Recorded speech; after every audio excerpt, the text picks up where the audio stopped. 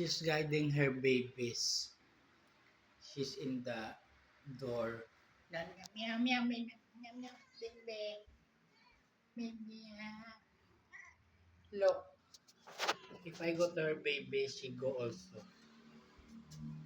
Baby. Baby. She don't like somebody to touch her babies. She's a good mother. She's guiding her babies. Babies. Yeah, baby. She doesn't like somebody near her babies. She lays down. So that's the meaning of being a mother. Taking care of babies so nobody can harm them. I admire this cat as a good mother to them.